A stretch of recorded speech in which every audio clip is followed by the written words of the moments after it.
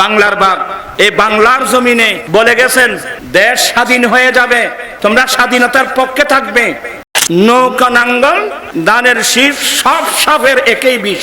কানে রব্বানি আলেম এদেরকে যদি শহীদ করা হয়, এদের যদি বিচার করা না হয়, তাহলে এই দেশের কার বিচার করা হবে? এখানে আমাকে বলেন তো, এ সাংসদ দিয়ে আমরা কি করব? আমরা তো ইমাম আহলে সুন্নাহ আল্লামা গাজী শেরে বাংলা রহমাতুল্লাহ আলাইহিকে দেখি নেই, যার রক্তের বিনিময়ে বাংলার জমিনে আমরা সুন্নাত পেয়েছি। আমরা কিন্তু ওনাকে দেখি নেই। উনি তো এটা পূর্ব পাকিস্তান থাকতে উনি দুনিয়া থেকে ইন্তেকাল করেছেন। গাজী শেরে বাংলা রহমাতুল্লাহ আলাইহি, শেরে বাংলা ওনাকে আসাদুল বাঙ্গাল বলা হতো, বাংলার বাঘ, ফার্সি দেব শেরে বাংলা বলা হতো। উনি দুনিয়া থেকে ইন্তেকাল করতেছেন, যাওয়ার সময় এই বাংলার জমিনে বলে গেছেন, হুজুর কেবলা আমাকে বলছেন যে আমাকে বলে গেছেন দেশ স্বাধীন হয়ে যাবে, তোমরা সতর্ক, তোমরা স্বাধীনতার পক্ষে থাকবে, দেশ স্বাধীন হয়ে যাবে।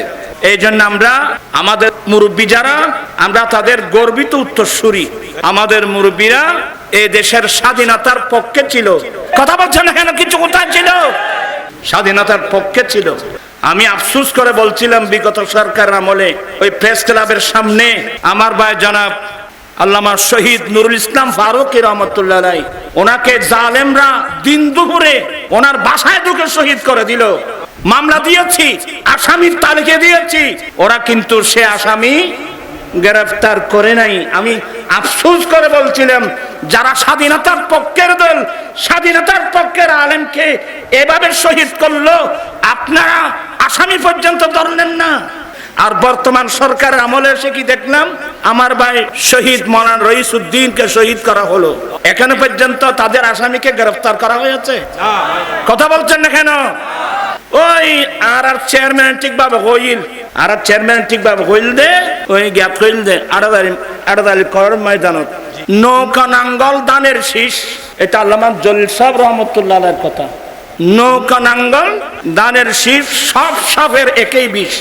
আমরা বাস্তব দেখলাম তো বিগত সরকার আমলে আল্লামা শহীদ নুরুল ইসলাম ফারুকী রহমতুল্লাহ আলাইহিকে শহীদ করা হলো, একজন বিশ্ববিখ্যাত আলেম, কিন্তু ওনার বিচার করা তো দূরের কথা, আসামি পর্যন্ত গ্রেফতার করা হয় নাই। এই সরকারের আমলে এসে আমার ভাই রইসউদ্দিনকে শহীদ করা হলো, আজ পর্যন্ত শহীদ করার পরে মামলা পর্যন্ত নিচ্ছে না। আমাদের ছেলেদের আন্দোলনের কারণে মামলা নিতে কি হয়েছে? মামলা নিয়েছে মাত্র লোক দেখানোর জন্য। আজ পর্যন্ত একটা আসামিকে গ্রেফতার করেছে না। এ সাংসদ দিয়ে আমরা কি করব? যে দেশে জাতির শ্রেষ্ঠ সন্তান কানে রব্বানি আলেম, এদেরকে যদি শহীদ করা হয়, এদের যদি বিচার করা না হয়, তাহলে এই দেশের কার বিচার করা হবে? এখানে আমাকে বলেন তো। আমি হুজুরের কাছে, আমরা তো একসঙ্গে পড়তাম, হুজুর আমাদেরকে এলমুল ফরায়েজ পড়াতেন। আমি এক সময় বলছিলাম যে হুজুর আপনি কয় বছরই ফরায়েজ করেছেন? এগুলো বুঝতে আপনাদের কষ্ট হবে। বলে তুমি আবার এটা কেন জিজ্ঞেস করলা? আমার এই বয়সে আমি প্রায় 26 বছরই ফরায়েজ করেছি।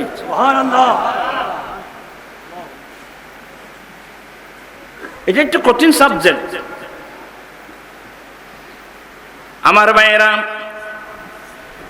মেশকাত শরীফ, তোমরা যে ছেলেরা মেশকাত পড়ো, আমার নবী বলেন কিয়ামতের পূর্বে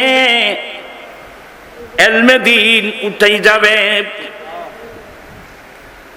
আল্লাহ কিয়ামতের আগে দ্বীনের ইলম, শরীয়তের ইলম, তরিকতের ইলম, হাকিকতের ইলম, মারফতের ইলম গুলো আল্লাহ আসমানে কি করবেন? আল্লাহ জমিন থেকে ইলম উঠায় নেবেন। ইন্নাল্লাহ, আমার নবীর হাদিস, ইন্নাল্লাহ, কি আগ্রহ আছে শোনার? তোমরা দুজানো হয়ে বসো, উজুর আলমীকে ট্যাংটা নিব, তোমার কর্মচ্ছি কোথায়? এটা কোরআন সুন্নাহর মজলিস। আমি বেশিক্ষণ বলবো না, আমি তো আপনাদেরকে বসায় দিচ্ছি। আমার ভাই হাসান রেজা সুন্দর ওয়াজ করবে, তোমারা বই দিব, ওয়াজও নিবেন নাই, আর বাঁকাবকি উনিবেন নাই না।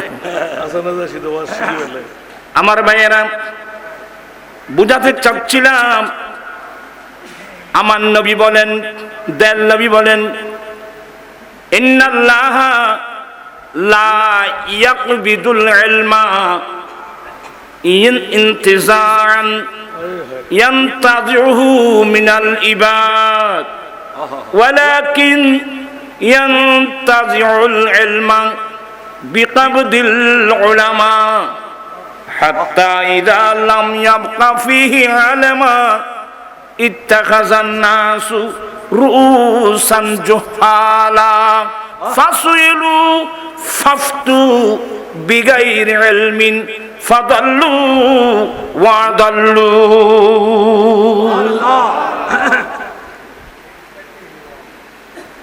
আমার নবী বলেন, ইন্নাল্লাহা লা ইয়াগফিদুল ইলমা ইনতিজাআন, আল্লাহ কারু থেকে খেরে এলমে দিন উঠায় নেবে না। আল্লাহ কারু থেকে খেরে এলমে দিন উঠায় নেবে না। আল্লাহ দ্বীনের ইলম উঠায় নিবেন বিকবদিল উলামা, যে সমস্ত হক্কানি রাব্বানি আলেমের সিনার মধ্যে আল্লাহ দ্বীনের ইলম আমানত রেখেছেন। ইলম কাগজে নয়, ইলম কিন্তু সিনায়।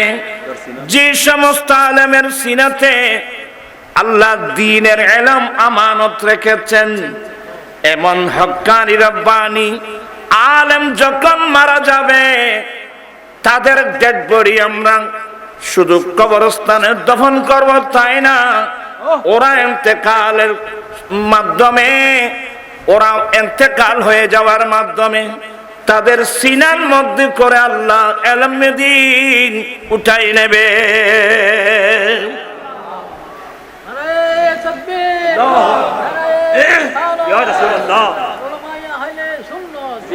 আল্লাহ দ্বীনের ইলম আপনারা নিজেরাই দেখতেছেন না, দ্বীনের ইলম তো আমরা তো বাদ দিয়েই ফেলছি।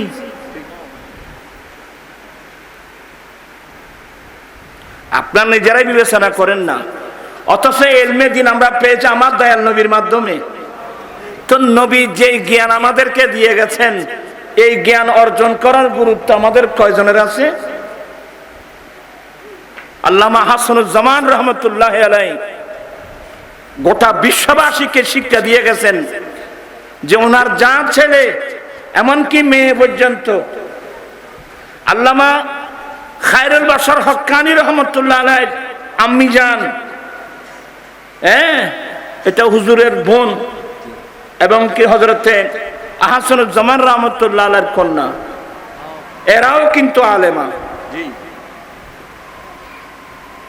আল্লামা আহসানুজ্জামান রহমতুল্লাহ আলাইহি যে দৃষ্টান্ত বিশ্ববাসীর কাছে রেখে গেছেন, উনি বলছেন আমি নিজেও শরীয়তের ইলম, তরিকতের ইলম, হাকিকতের ইলম, মারফতের ইলম, যে ইলম আমার রাসূল দিয়েছেন, আল্লাহ ডাইরেক্ট কোরআনে বলেন মা আতাকুমুর রাসূলু ফাখুযুহু ওয়া মা নাহাকুম আনহু ফান্তাহু, আমার রাসূল যাই দে তোমরা তা গ্রহণ করো, আমার রাসূল যেগুলো নিষেধ করে তোমরা সব বর্জন করো।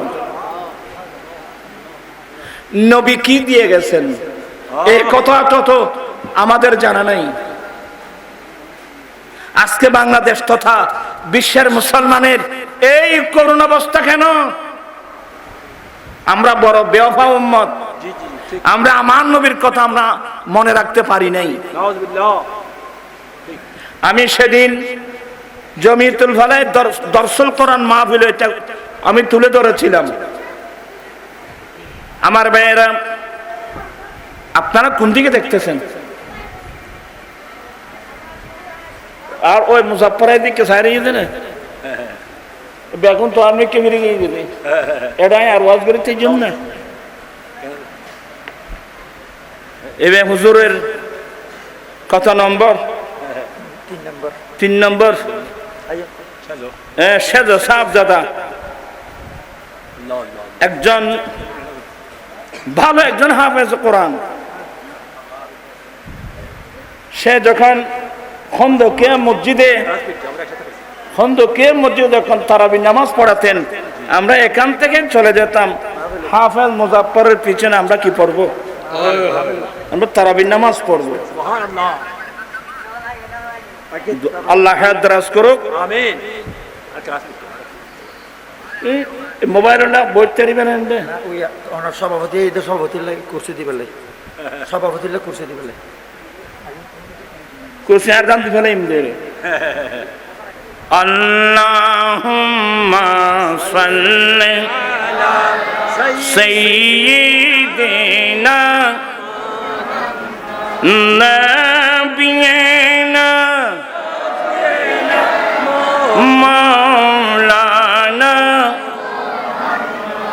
একটু সুযোগ ওরা ইকে কি বিলবিলে যায় কথা করতাম না আয় এনে কেন মেজাজি মিক্কা মানুষ। নবীর হাদিস থেকে বোঝাতে চাচ্ছি আমার দেয়াল নবী দশম হিজরিতে ঐতিহাসিকরা যাকে বিদায় হজ বলেন, আমার নবী বিদায় হজ করে মক্কায়ে মুআজ্জামা থেকে মদিনায়ে পাকের দিকে রওনা হয়ে গেলেন। যেতে যেতে মক্কা এবং মদিনার মাঝখানে একটা জায়গা, যেই জায়গার নাম জহফা, ওখানে একটা কূপ ছিল ইউসাম্মা খুম্মা অর্থাৎ গদিরে খুম, একটা বড় কূপ ছিল। ওই কূপের পাড়ে গিয়ে আমার দয়াল নবী বিশ্ববাসীর উদ্দেশ্যে একটা খুতবা দিয়েছিলেন। তোরা শেয়ারে নিতে সাইটা কনি আয় কাল সাহাই তোরা কেউ সাইটা হো শেয়ারে কোনোদিন ন দেখো দে কেন করিবে।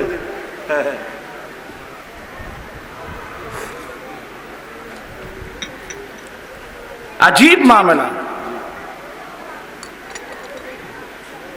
আমার ভাই সভাপতি সাহেবের আসবেন তো আইব শেয়ারে গেন এই যেন মিক্র সাহিত্য করে না আয় ফ্লাস্টিক বই দিন সাহিত্য কোন উড়নো সাহেবের নি শুদ্ধ সাহেবে আয় কি করিম ফন্না ভরে দি তোমার রায় বলতে চাচ্ছিলাম আমার নবী গদির খুমের পাড়ে গিয়ে খুতবা দিয়েছিলেন। ফাহামিদাল্লাহ ওয়াসনা আলাইহি, আল্লাহর প্রশংসা করলেন। আল্লাহর প্রশংসার পরে আমার দয়াল নবী বিশ্ববাসীর উদ্দেশ্যে বলছিলেন, ইউশিকু আলাইয়া আইয়াতিয়ানি রাসূল রাব্বি ফাউজিবা। এ আমার সাহাবা ইকরাম, অল্প দিনের মধ্যে আল্লাহর পক্ষ থেকে আমাকে নিয়ে যাওয়ার জন্যে আল্লাহর রসুল আসবেন। এখানে রসুল মানি রসুলের লোগাবি অর্থাৎ আজরাইল আলাইহিস সালাম আসবেন। আমি নবীকে নিয়ে যাওয়ার জন্যে আমি চলে যাব। কারণ আফাতের মাঠে আয়াত নাযিল হয়ে গেছে, আল ইয়াউমা আকমালতু লাকুম দীনাকুম ওয়া আতমামতু আলাইকুম নি'মাতি ওয়া রাদিতু লাকুমুল ইসলাম দীনা। হে রাসূল, আজকের দিন তোমাদের ধর্ম তোমাদের জন্য পরিপূর্ণ করে দিলাম, আমার নিয়ামত তোমাদের উপর পরিপূর্ণ করলাম, তোমাদের জন্য দিন হিসাবে আমি ইসলামকে পছন্দ করলাম।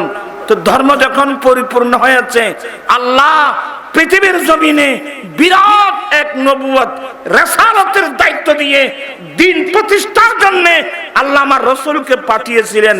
আজকে দিন পরিপূর্ণ হয়েছে। অনেক সাহাবা তখন কেঁদে ফেলছেন, অনেক আনন্দ আত্মহারা, ধর্ম পরিপূর্ণ হয়েছে।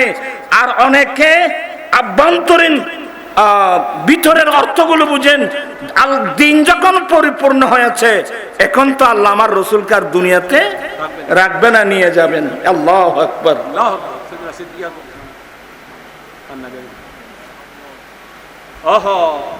আমার নবী বলেন আমি চলে যাব।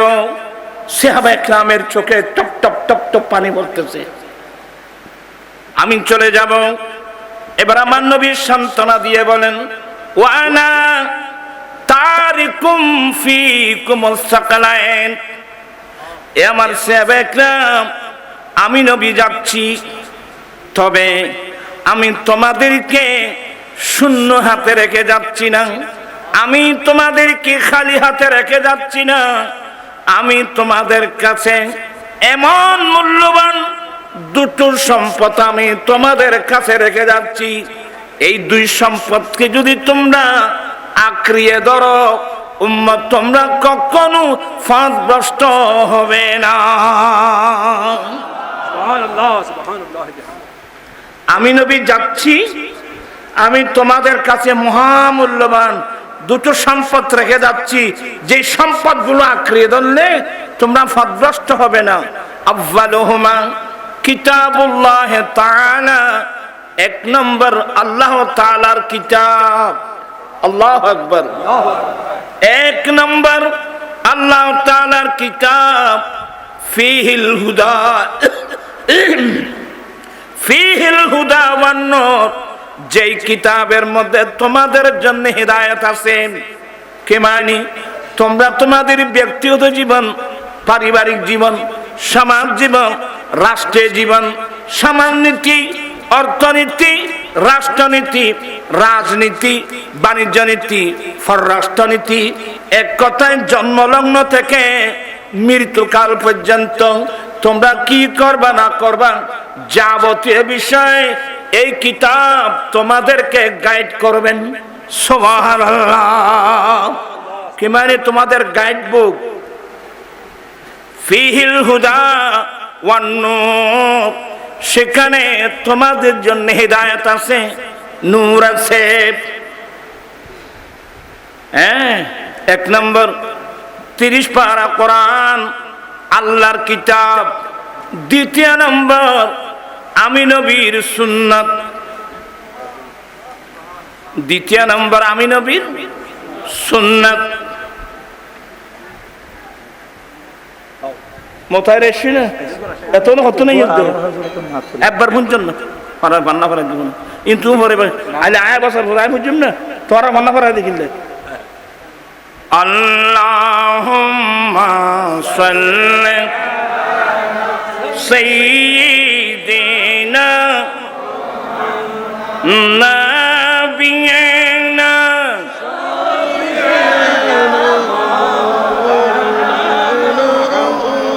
এক হাদিসের মধ্যে আছে, এক নম্বর আল্লাহর কিতাব, দ্বিতীয় নম্বর আমি রাসূলের কি সুন্নাত। কিন্তু তিরমিজি শরীফের riwayat, এক নম্বর হলো আল্লাহর কিতাব, দ্বিতীয় নম্বর ওয়াইতরাতি আহলু বাইতি, দ্বিতীয় নম্বর হলো আমি নবীর আহলে বাইত। সুবহানাল্লাহ। বেশক এই কথা বলে আমার নবী কি বলছেন জানেন?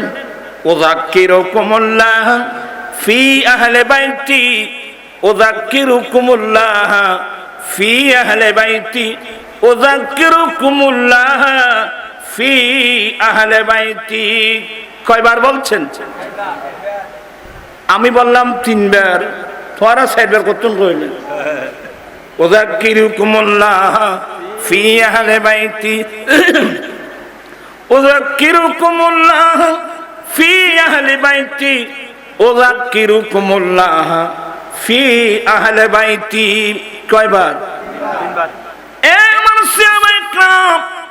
আমার আহলে বাইতের বিষয়ে আমি তোমাদেরকে সতর্ক করছি। আমি আমার আহলে বাইতের বিষয়ে তোমাদেরকে সতর্ক করছি। আমি আমার আহলে বাইতের বিষয়ে তোমাদেরকে সতর্ক করছি। কয়বার? 3 বার। এই হাদিসের ব্যাখ্যায় মোল্লা আলী কারি শারহে মিশকাত, নবী এই শব্দের মধ্যে উম্মতদেরকে 60 হিজরি 61 হিজরিতে ময়দানে কারবালায় জালেম এজিদিরা আমার নবীর আহলে বায়ত, যারা আমার নবীর আহলে বায়তের যারা বিরুদ্ধাচরণ করবে এদের বিষয়ে সতর্ক করে দিয়েছেন। আমি তোমাদেরকে আমার আহলে বায়তের বিষয়ে তোমাদেরকে সতর্ক করছি। আমি আমার আহলে বায়তের বিষয়ে তোমাদেরকে সতর্ক করছি। কয়বার বলছেন? 3 বার। কি মানে? সাবধান, তোমরা কোনো অবস্থাতে আমার আহলে বায়তের বিরুদ্ধে যেও না। ঠিক। আমার ভাইরা, এগুলো বলতে গেলে দেরি হয়ে যাবে, মূল্যবান তকরির শুনতে পারবেন না। এক নম্বর, আহলে বাইত রাসূল সম্পর্কে জালেম এজিদিরা, হিন্দু নয়, বুদ্ধ নয়, খ্রিস্টান নয়, জুম্মা নয়, চাকমা নয়, এজিদিরা আমার নবীর প্রায় 18-19 জনের মতো নবীর আওলাদ, যারা আমাদের জন্য প্র্যাকটিক্যাল কোরআন।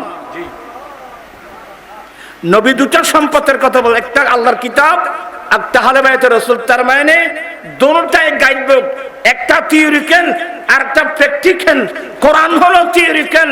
আমার নবীর ইন্তেকালের পরে আমার নবীর যারা আহলে বাইত, এরা হলো আমাদের জন্য প্র্যাকটিক্যাল কোরআন। জালেম এজিদিরা, সে যারা আমাদের প্র্যাকটিক্যাল কোরআন, এদেরকে শহীদ করে দিয়েছেন কোথায়? ময়দানে কারবালায়।